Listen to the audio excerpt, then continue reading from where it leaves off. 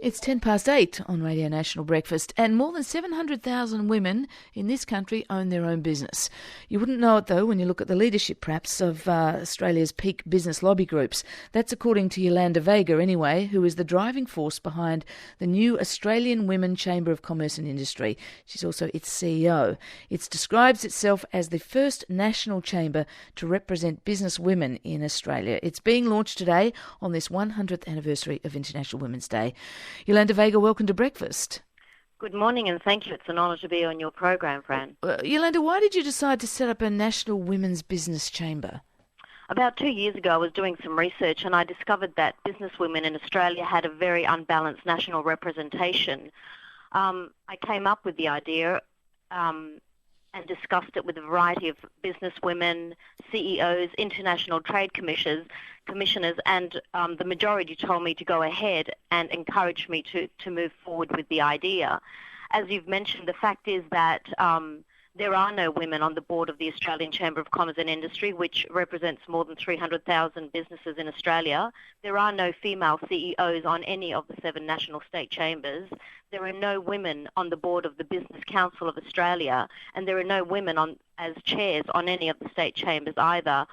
So this is a very unbalanced representation, which led me to form the AWCCI and to try to get a seat at the tables where important decisions are being made that affect business women.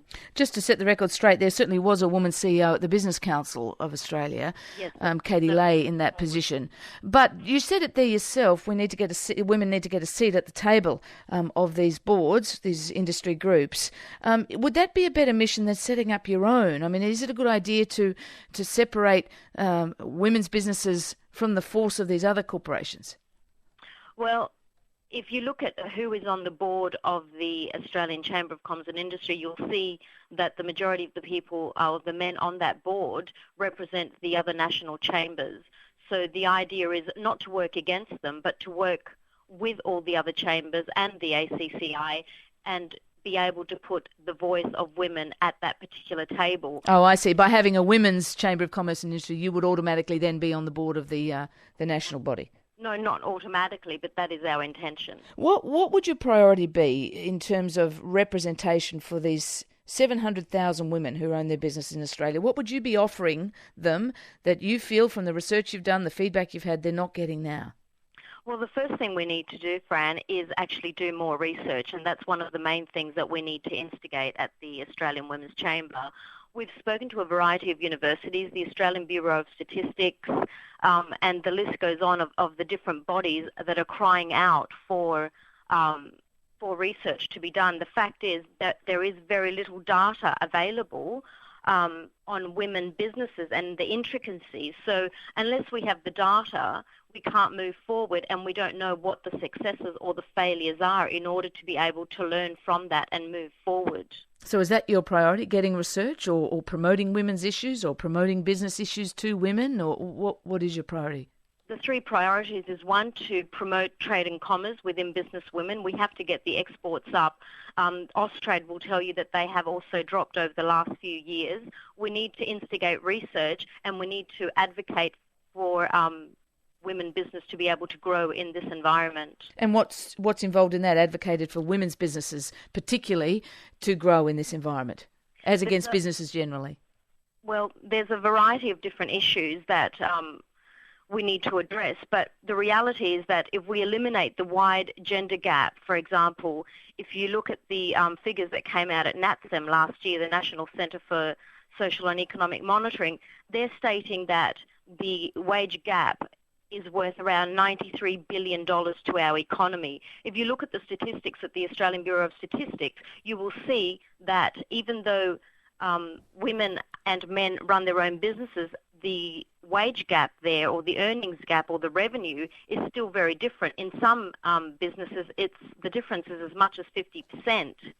So these wide gaps need to be addressed, and again, if we don't have the research, we can't address the successes or the failures. You have a high-powered committee of women on your advisory board. Ita Buttrose is there, Wendy McCarthy is there, Deborah Hutton is there.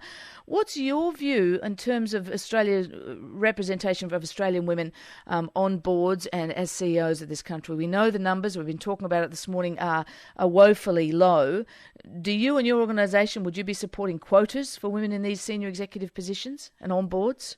I think it is an interesting point, and I think we need to study it further. There have been some very significant changes over the last 12 months, and we need to monitor that those numbers continue to increase before we start discussing quotas.